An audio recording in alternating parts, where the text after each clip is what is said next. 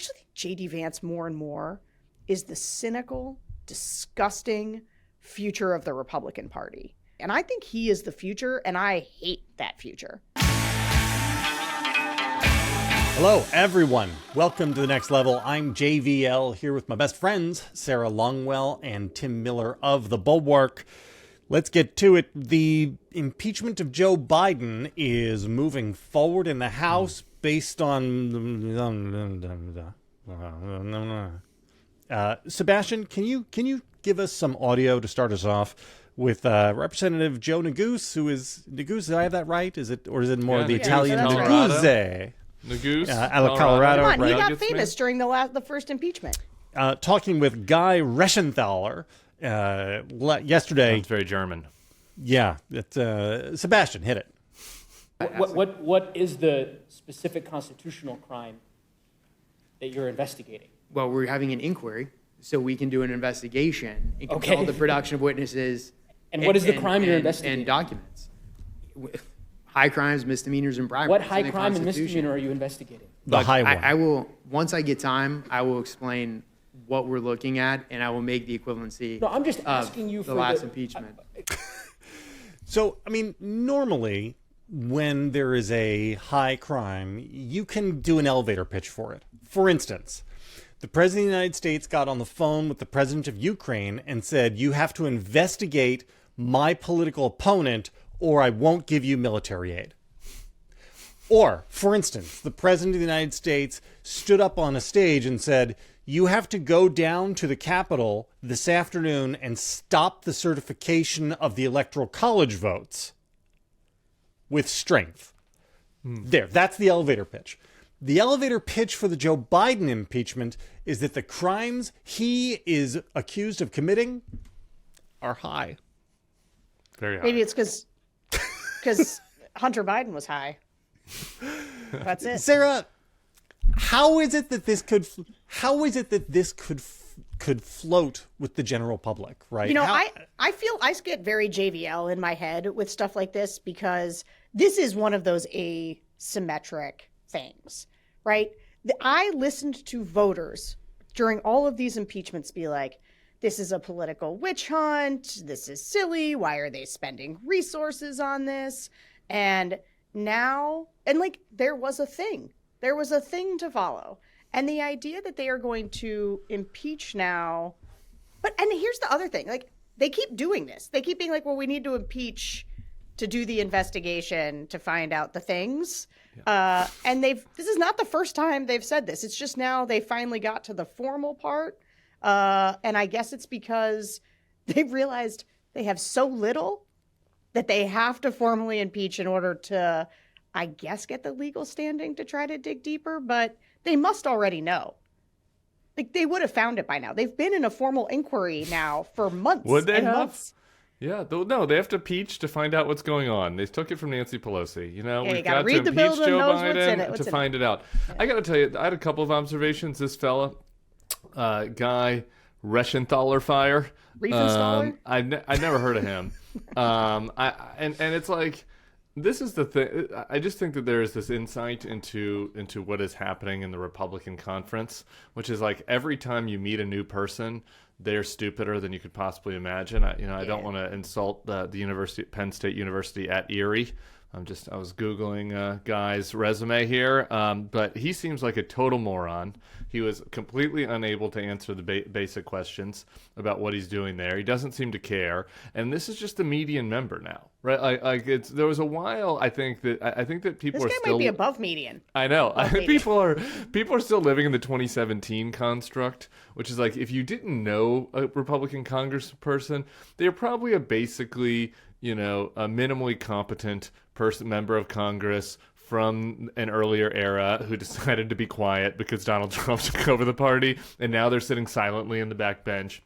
But that's not it. Most of those people have cycled out, and they've been replaced by the Reichenslayer fire. So that's one observation I have. Here's the other one that's only kind of tangentially related to this. That there's some other big news this week. I don't know if you saw this, which is Biden's Department of Justice laid a pretty serious indictment against Biden's son.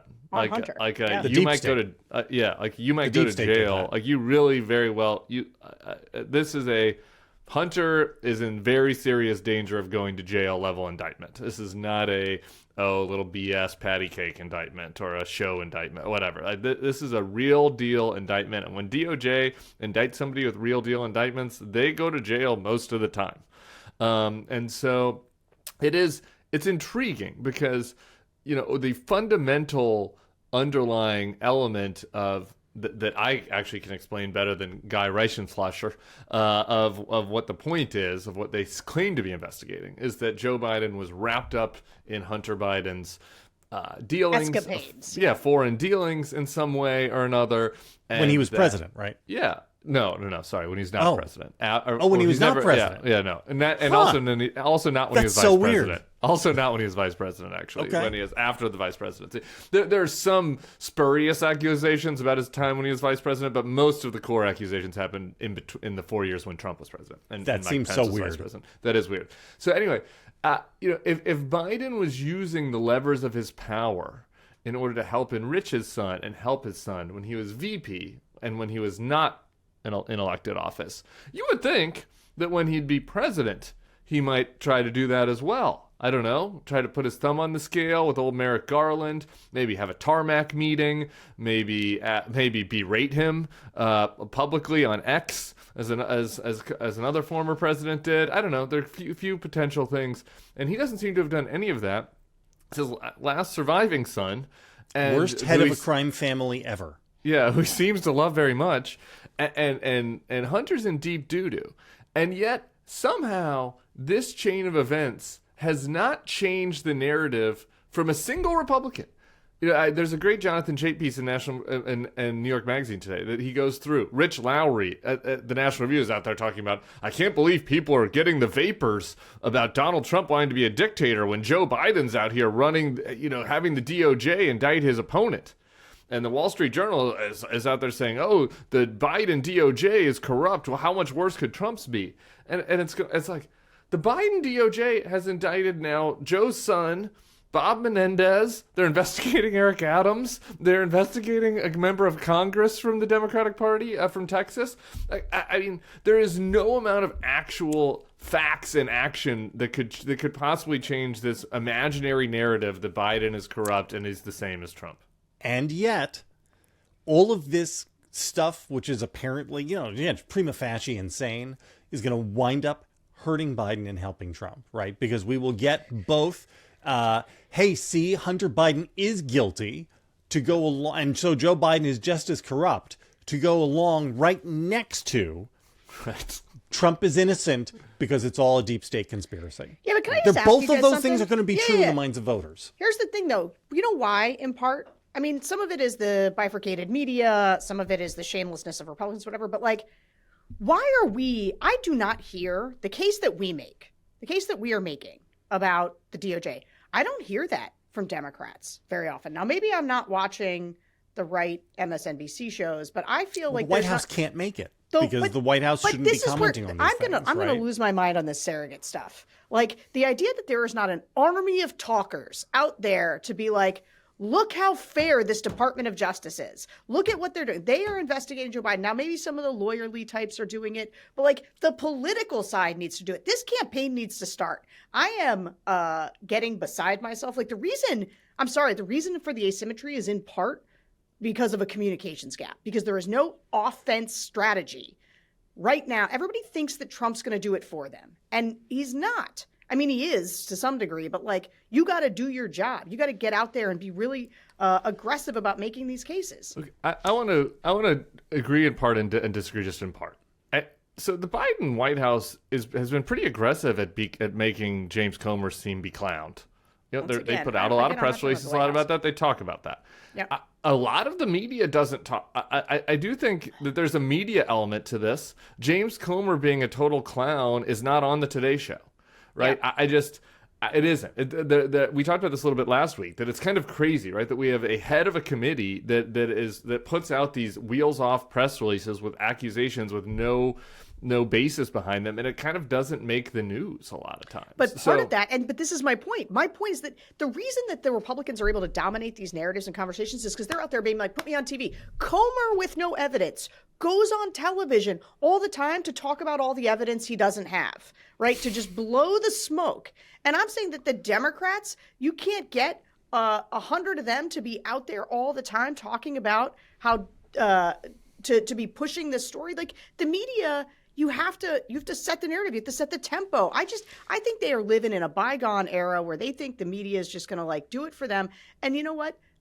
Their stuff's not as exciting. They got to make it exciting. They got to get aggressive. They got to have people who are validators and messengers. I don't know. Well, that's the part make where a I do difference. agree with you, I was going to save the story time for the very end, but I will say, without betraying any confidences, I think it'll be pretty easy to figure this out. I was at a Democratic fundraiser where I met with a certain secretary in Joe Biden's cabinet. We won't say who it is. And I said to the secretary, I don't know what exactly your day-to-day looks like. You know, maybe it could be fixing potholes. Maybe it could be looking at the hospital system. You guys can decide who that might have been. And that's really important. And I've got some potholes on my street. But maybe there's a better use of your skills.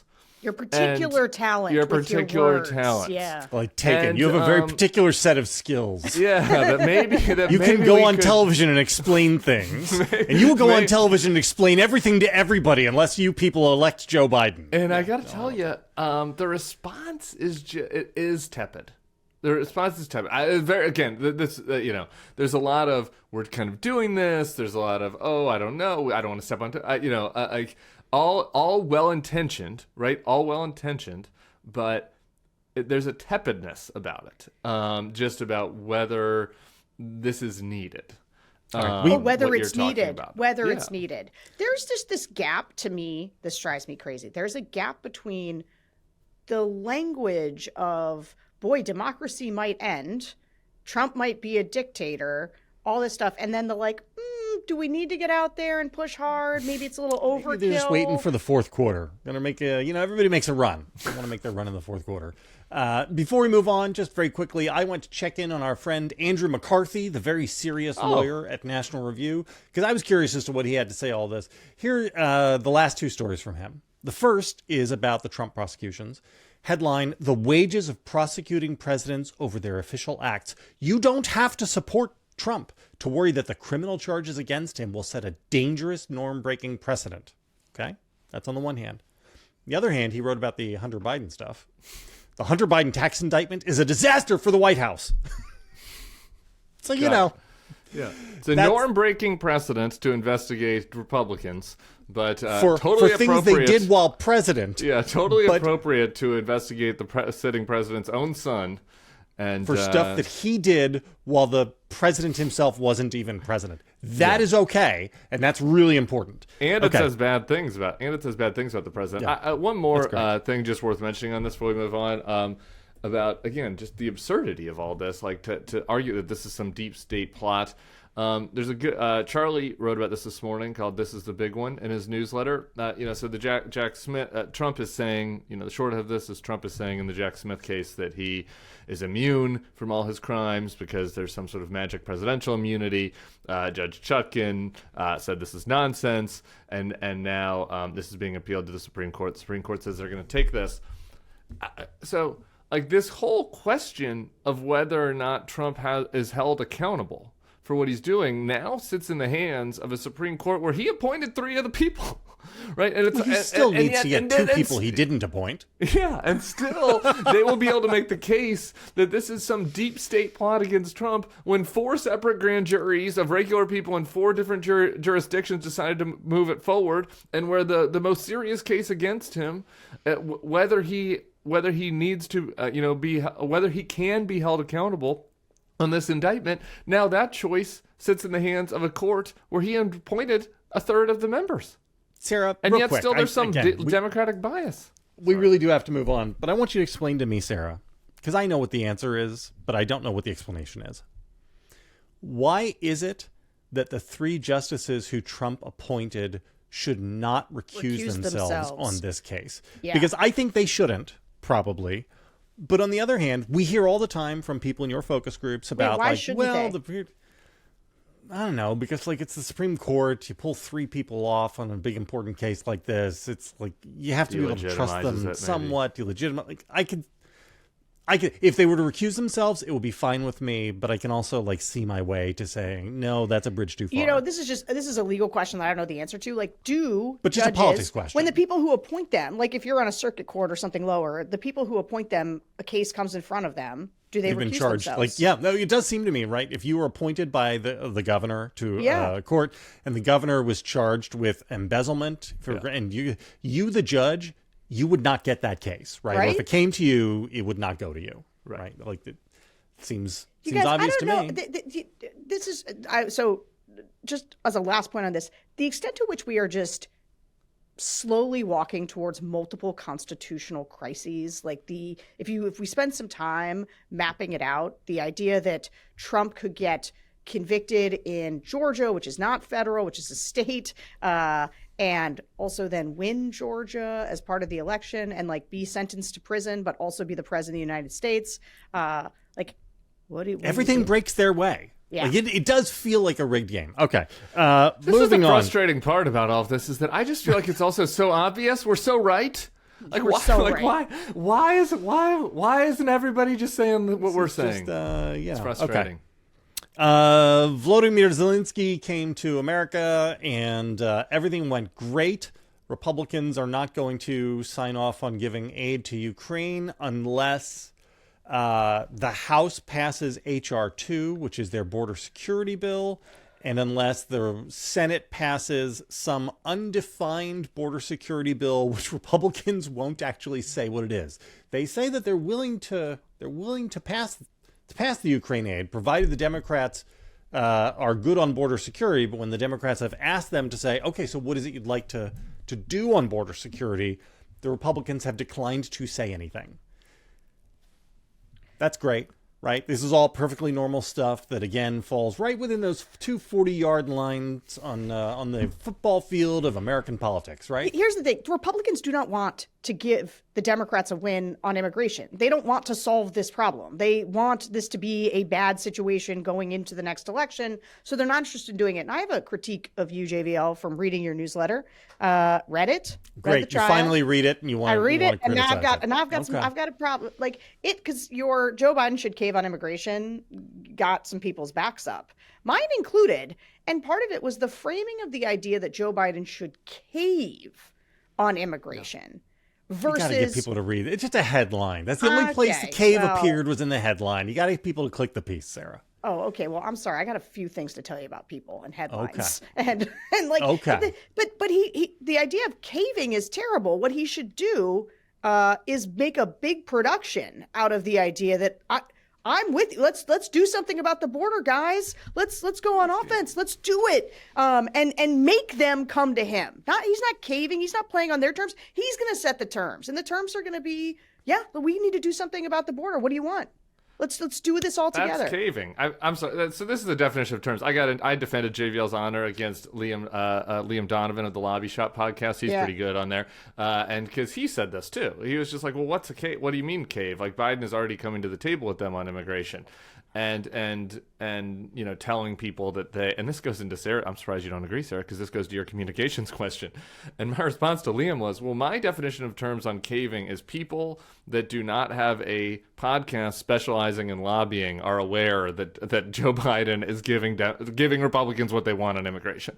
That's my definition of caving. Right? And so to me, the point is, and you know.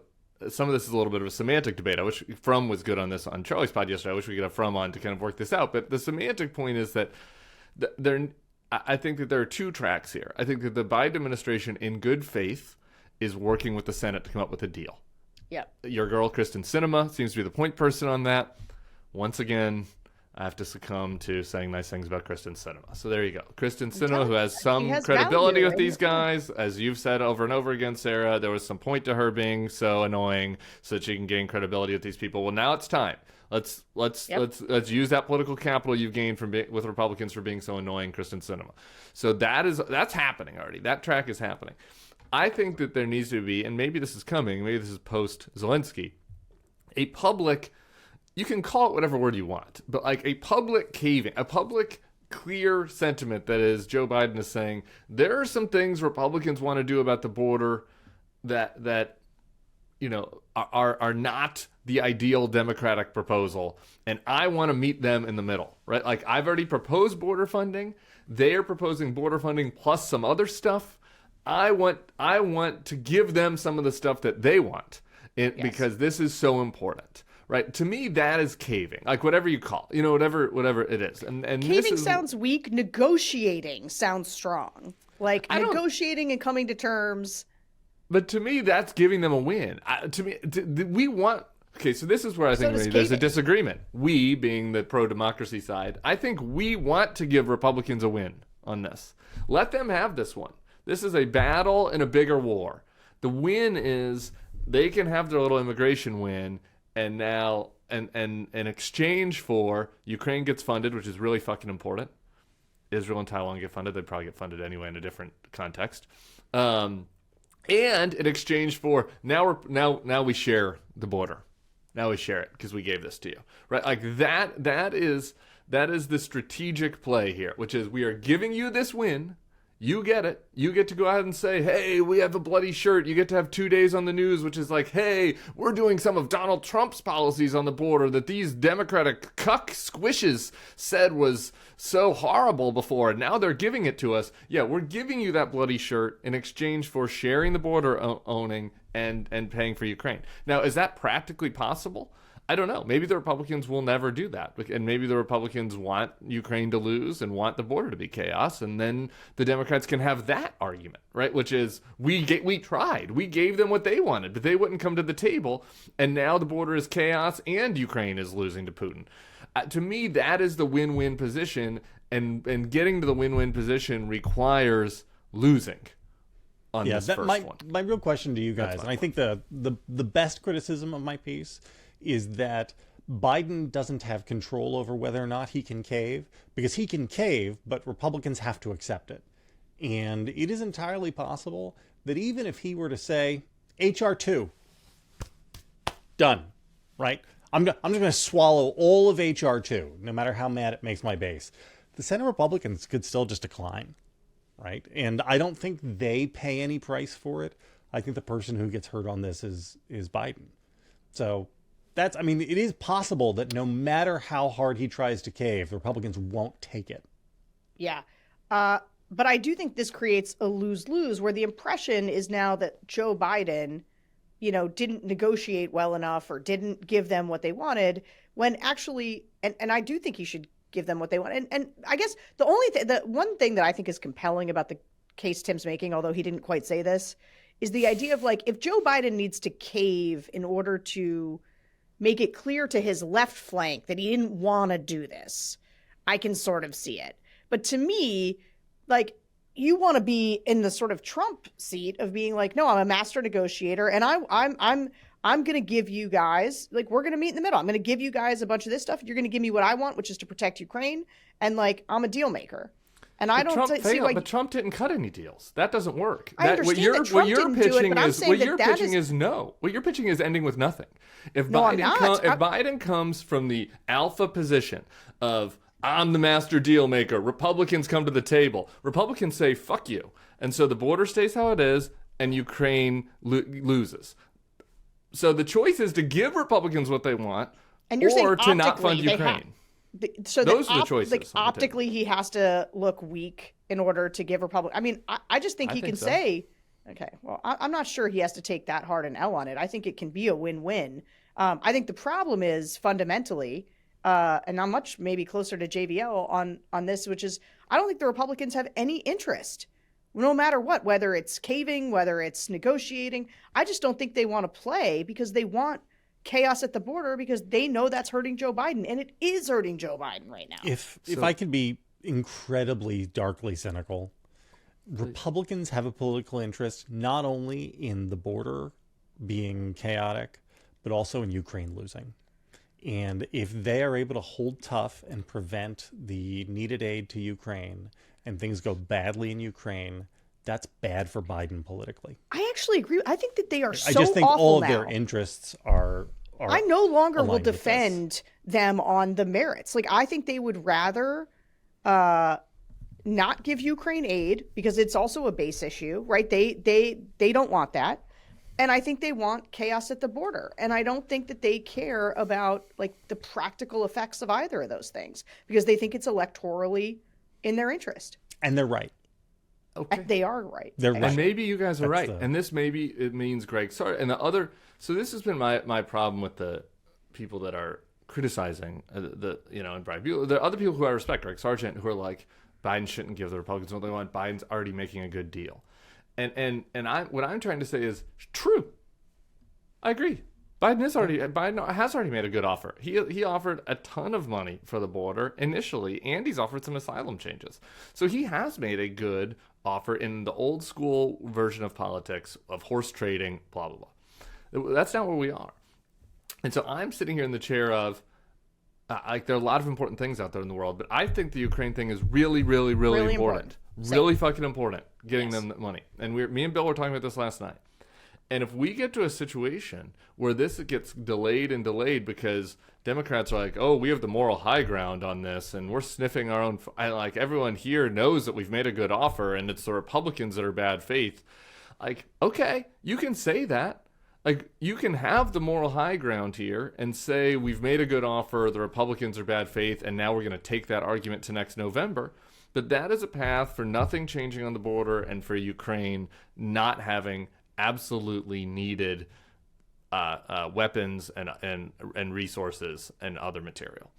Like, that's a path for it because taking the moral high ground and saying we've already done what the people are suggesting we do is a path to stalemate. Republicans are happy with stalemate. And so I'm deeply concerned about this, and I think that Bill's point last night was like the longer we wait, if Trump's the nominee, this thing is over. Like, this thing is over. The Republicans are definitely not dealing once Trump's the nominee because whatever deal they come to because whatever deal Biden comes to the table with, Trump will say this is a bad deal. He'll kill them. So they've got 6 weeks, 4 weeks, whatever, 6 weeks to figure this out before New Hampshire. And I don't think they're going to. And this goes back to my which I guess I'm the most full-throated person in the case for caving, which is like, I to me, it looks like the options on the table are doing everything possible to get Republicans to swallow this right now, which means giving them things we don't like. But you know what? That's what Here's it means. what I would saying, do. you know what? We're not even going to amend it. HR 2, done. Yeah, right? but this is where Joe Biden needs to like go out publicly. He needs to stand up at a podium and say, nothing is more important right now to the stability of the world than Ukraine defeating Putin. And we need this aid. Zelensky came and he asked for it. And so I am willing to, in this moment, give Republicans what they want on the border. But that is, anyway, I just think there's this way you can do this from a position of strength and where you need to, this is the thing that drives me crazy is that people assume that the average American has any sense of what these negotiations are like and who gets the blame for it. Right. And the answer is like always the person in charge because they're not paying attention. So Joe Biden has a vested interest of like elevating this and making it clear that he wants to give them what they want as part of this deal because the stakes are so high. All right, Sarah, before we get off of this, you had a JD Vance thing you wanted to do. I just want to, so, I think a lot about what does it look like post-Trump? So let's say Trump dies. We know the Republican Party's bad, but who really carries it forward? And JD Vance, so he walked out of the Zelensky meeting yesterday. He has figured out how to basically, the extent to which he is an isolationist now in a way where he knows how to take every single thing. We can't support Ukraine. We need to secure our border. We can't trade with these guys. We have to do this. Like, I actually think JD Vance more and more is the cynical, disgusting future of the Republican Party. because all he wanted, right? He wanted to be famous. He has these delusions of grandeur. He has been, his whole life story is about then being in this place where he thinks, now he tells himself he's fighting for the little guy. And he's fighting for the American people who got left behind. It's a thread. You can see the thread from his hillbilly elegy days. And the way he has convinced himself to do that is we abandon our Democratic allies abroad, not just abandon them, but we make a moral case that doing anything for them is leaving Americans behind. And I think he is the future, and I hate that future. It is sick. I agree with that. And just one last thing on this. I do just think America it's would have been better off. Hold on, Tim. I'm going to say it right now. I said it at the time, and you guys disagreed with me. I'm going to say it again. America would have been better off if Josh Mandel had won that primary. I agree with that. I'm not sure I'm not sure in retrospect that's not true, yeah. Yeah, JVL is always right. I agree with that. JD Vance is sick. I will say just one closing thing on the Biden thing. Even on this podcast, where everybody is always right, we've underestimated the maybe not Sarah, even though Sarah's kind of underestimating it now, the ability of the Senate to work things out with Joe Biden. They've worked shit out at the last second a few times, and I'm hoping that it happens again sometime before Donald Trump wins New Hampshire. Okay, we have an ad from our friends at Zbiotics. We all have busy lives these days and can't afford to waste a day stuck on the couch because of a few drinks the night before. Zbiotics pre-alcohol is the answer we've all been looking for. Zbiotics pre-alcohol probiotic drink is the world's first genetically engineered probiotic. It was invented by PhD scientists to tackle rough mornings after drinking. Here's how it works. When you drink, alcohol gets converted into a toxic byproduct in the gut. It's this byproduct, not dehydration, that's to blame for your rough next day. Zbiotics pre-alcohol probiotic produces an enzyme to break this byproduct down. Just remember to make Zbiotics pre-alcohol your first drink of the night. Drink responsibly and you'll feel your best tomorrow. I really should have brought Zbiotics to my trip to Washington, D.C. I always think I'm going to behave when I'm in Washington, D.C., and then I go to Christmas parties at the White House and other places, and people keep giving me drinks, and I'm not at 100% for my podcasting responsibilities the next day. So, before December 14th, this holiday season, give your friends and family a gift they will actually want and use with Zbiotics. Go to zbiotics.com/nextlevel to get 15% off your first order when you use Next Level at checkout. Zbiotics is backed with 100% money-back guarantee, so if you're unsatisfied for any reason, they'll refund your money, no questions asked. Remember to head to zbiotics.com/nextlevel and use the code NEXTLEVEL at checkout for 15% off. Thank you, Zbiotics, for sponsoring this episode and my good times. Tim, I have my own secret for avoiding not feeling my best. What's that? I just never have any good times. Yeah, More fun. I know. I love how Tim's said that's because people just keep giving him drinks, as though he has no agency. No agency. I don't have any agency. I am very susceptible to peer pressure. Always been. It's a weakness. It's a personal weakness. I've worked on it through therapy. But, I'm still here, 40 redacted years old. All right. So, good. I'm glad we all smiled because that's the last time we're smiling for the next 15 minutes or so. We've got a case going on in Texas. I hate talking about abortion on this show because there is no way to come out of these conversations without feeling terrible because it's horrible. Here's what's going on. I'm going to give you guys the 15-second version for anybody who has not been following the story of Kate Cox. Kate Cox is 31. She's got 2 kids. She was about 20 weeks pregnant and started having complications. She showed up at the emergency room to see what was going on. Did testing. It turned out that her baby has trisomy 18, otherwise known as Edwards syndrome. This is a condition which almost always results in stillbirth. When babies do survive birth, fewer than 1 in 10 make it to their first birthday. There are the occasional examples of these kids living a little bit longer than that, but it's very, very bad. Because Kate Cox has already had, from her first 2 kids, C-sections, this puts her at all sorts of elevated risks with the C-sections and increased age anyway. She wants to have an abortion of this kid because it's A, life-threatening, B, but as important to her, it threatens her future ability to have babies because already having had 2 C-sections, carrying a stillbirth to term could make it very, very hard for her to ever have kids again. No doctors in Texas will perform an abortion because of the law in Texas. She goes to Texas District Court. The district court allows an abortion to proceed for her. And the Attorney General of Texas, Ken Paxton, pursues. He is so hot to prevent her from terminating this pregnancy that he has this escalated to the Texas Supreme Court, where the 9 Republicans on the Texas Supreme Court vote to overturn the district court and prevent her from having an abortion. As I said, this is a horrible story. There are no good things in it. But holy shit.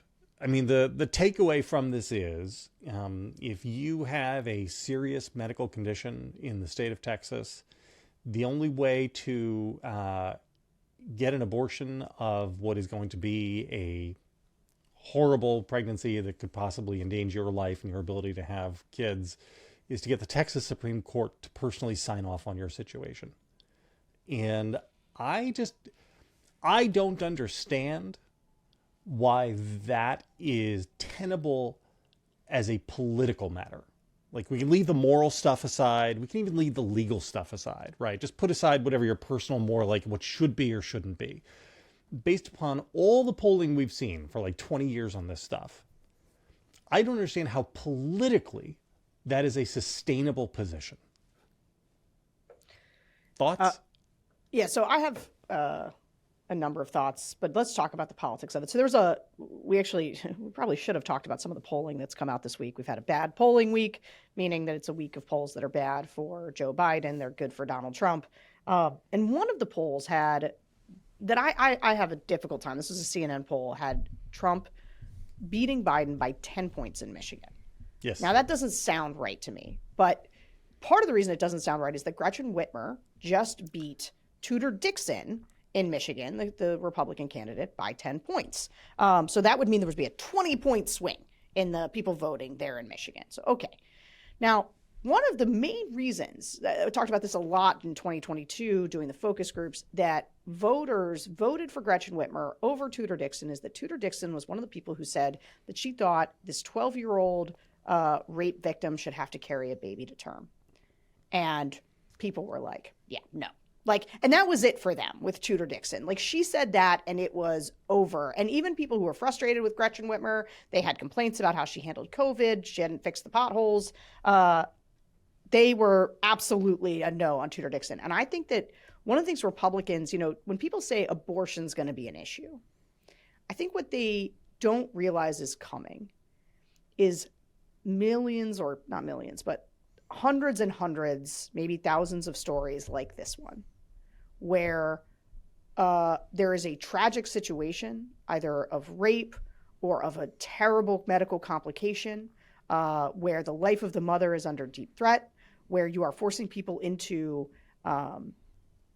the saddest situation, where Republicans who can believe in limited government, right? Like, what the stories will do, it's not the issue of abortion. The stories will remind people of the immense amount of state power that Republicans are now exercising over people's personal medical decisions.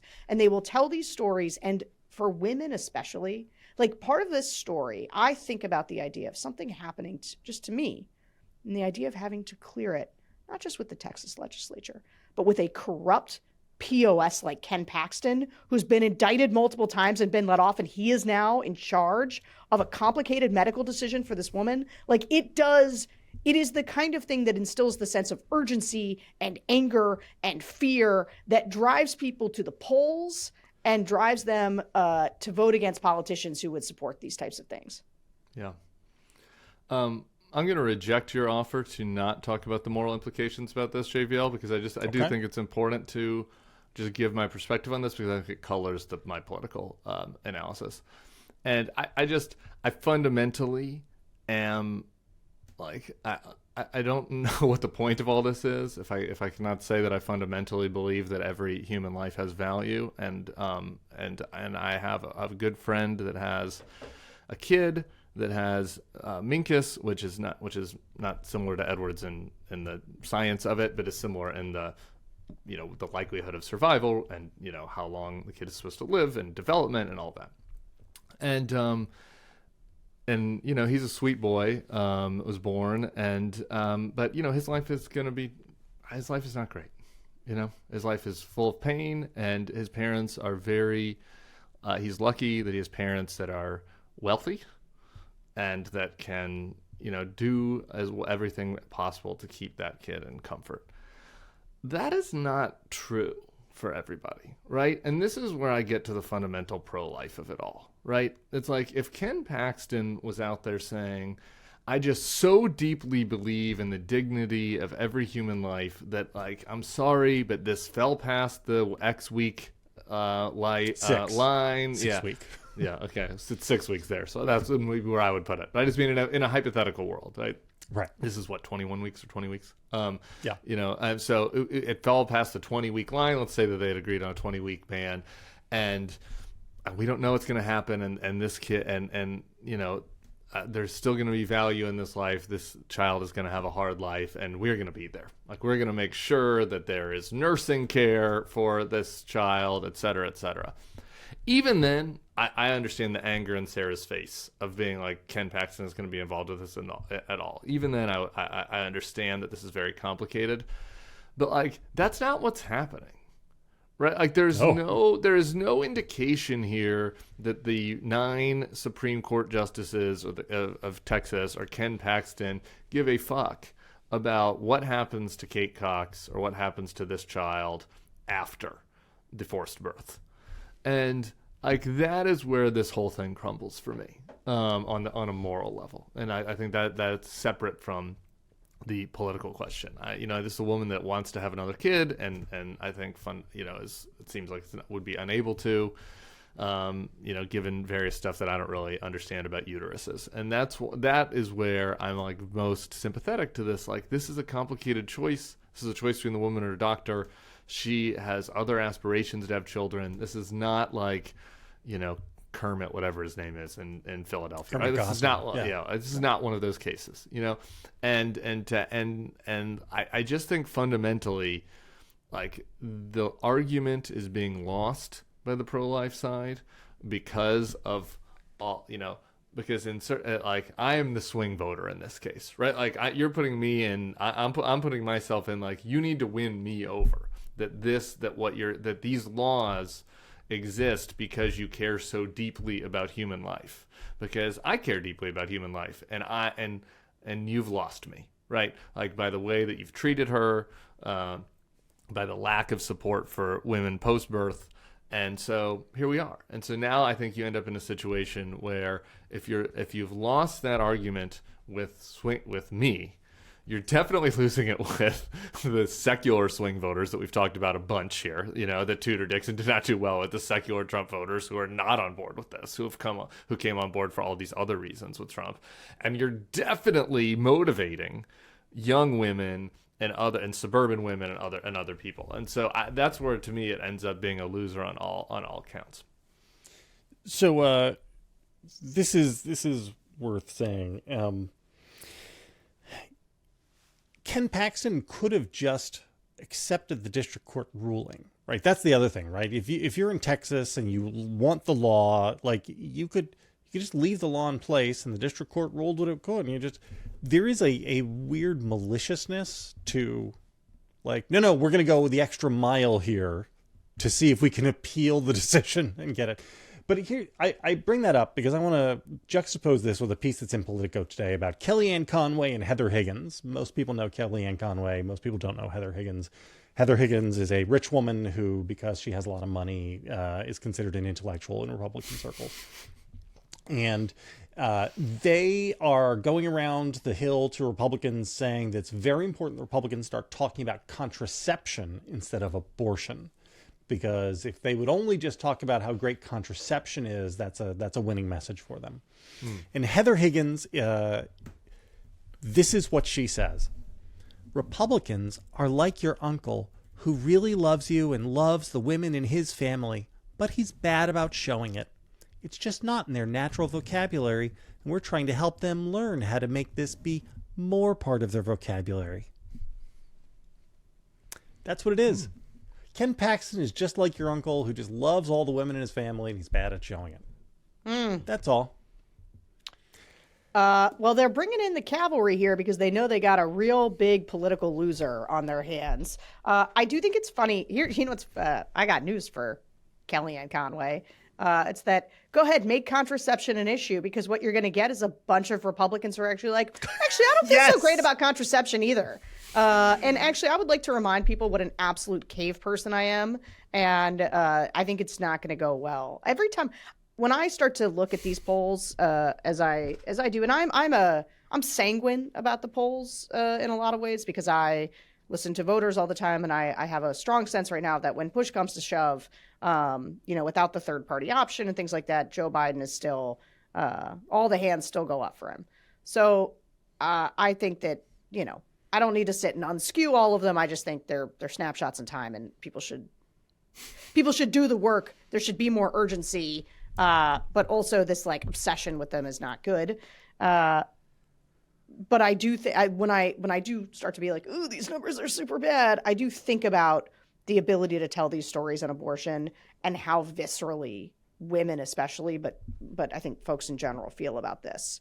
Hey, can we just, I know this wasn't, and we had so many topics. And that we can I couldn't just talk about. give you one sentence on the contraception, please? And then you can move on to whatever you want to. This is just something people might have forgot. It was a really smart vote that Mike Kevin held. Just last week, 195 House Republicans voted against the Right to Contraception Act, and now they've blocked action in the Senate as well. So that was, let's see here, July 2022, last July. So Kellyanne's a little late. She needed to make her trip down there about 20 months ago and stop them for voting against the Right to Contraception Act. Anyway, That's a good one. That's a good one for some ads. Well, we didn't even think about having as the topics the Seltzer poll that came out in Iowa, and I want to bring it up just because I think this is a good one for Tim, where now that people have dropped out, right? And so just so you know, Ann Seltzer there in Iowa, she's the gold standard pollster. She is the one who knew, what did she get right last time that everybody else got wrong? She saw Santorum surging. No, but it wasn't that. Last time it was her. It was her poll that came out the weekend before 2020 that was like, actually, this is going to be close. Yeah, it was actually, this is going to be close. It was when people were starting to feel a little confident about Biden right towards the end, and her poll came out on Thursday or Friday. It's kind of she was 100% on. Yeah, nope. Actually, it's going to be close. So she just put out a new poll, and I always wait for her polls out of Iowa. And now that we've had more consolidation in the field, Donald Trump has gained 8 points. Ron DeSantis, hot off of his Kim Reynolds endorsement, got 3 points. Nikki Haley stayed exactly the same. And Vivek is down there with nothing. Same with Chris Christie. Donald Trump is up now, the 8 points, and I can't remember what that put him at, but it was 51. Certainly above 50%. 51. And I think we should stop telling. No, it's look, I want the Nikki boom as badly as anybody. But Trump is over 50% in Iowa, and this isn't some rube off the street poll. So I think people need to. This is why with the Biden stuff, I think that people need to kick it into gear. We're doing this thing and we got to get ready. Yeah. Well, consolidation has helped Trump. I don't know if you've heard anybody say that before. Yeah, you did. Somebody on this podcast has been saying that for about a year now. And I did a whole separate. We have a YouTube page now where I do separate little short takes. And if you just want to hear me rant about how consolidation is helping Trump, I did one of those on YouTube, and it's nice. We love our home team. The YouTube comments they're not as nice as you people because we're out there in the Wild West and a lot of strangers are out there, but that's a good thing because we're reaching new folks. So consolidation is helping Trump, and I started to get, this week was the week, I will look at the December 11th week when I started to receive texts from people that are like, this is happening? This is really happening? It's sinking in. It's starting to sink in out there that it's it's texts really from going to be people who are Trump? civilians or people who are political pros? Okay. So these two that I'm thinking of are pretty engaged civilians, but not not weekly next level podcast listeners level engaged, kind of engaged, right? And so we're moving slowly. The concentric circles are moving slowly out, and eventually, my high school buddies that don't watch the news are going to start texting me and be like, "It's really Trump again?" And so people are starting to get nervous. We've moved one concentric circle out this week, I think. That's great.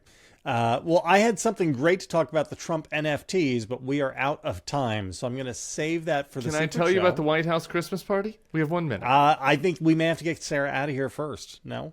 Sarah, do you want to Just hear go about ahead. it? Hurry, You just hurry. want to hear about it? Yeah, Okay. I do. I did get to meet Joe Biden this last week. And I don't want to. It wasn't anything special. It wasn't a private briefing. I was in a line. It was a cattle call line of people. We were going through, getting our Christmas party picture. And I'll tell you this: you're supposed to go up there, hold your hands by your side, get the picture, move on, brief greeting, Merry Christmas, Mr. President, move on. I did not do that. I went up to Joe Biden and I did. This is Sarah's right about this, where she said maybe I was maybe a little disingenuous when I told Carrie to stop touching me, because I do like to touch people. And I just grabbed Joe Biden by the arms, just both arms, and I was just like, Mr. President, God love you. We are keeping you in here. I need you to understand that. I was like, we are not letting that other guy get in here. We are going to keep you in here. And I just had a 40-second out-of-body experience where I just held him up, and I just sent all of the energy in my body into his body, and then I grabbed onto Jill's two hands, and I was like, God love you. You got to keep him. We got to keep him in here. We are going to do this. And the people in the picture line are like, what is happening? They're like, please, sir, please turn around, sir, please turn around. And Tyler is standing there just waiting for his picture. And I received the picture this week. I was happy when it came out, because I thought it might be everyone looking at the camera except me staring at Joe. But I must have turned around for 1 second right before the camera took. So I did everything I could in the energy space. Now we got to move into the in the chakras. Your chakra in to the his chakras, chakra. I did everything I could do in the chakras. Now we're going to move into the actual work part of things. All right. Guys, Merry we'll do Merry Christmas to everybody. We will probably do this next week. We're doing it next week. Definitely show up on Friday, because I've got some hot Trump NFT talk for Sarah. Bye.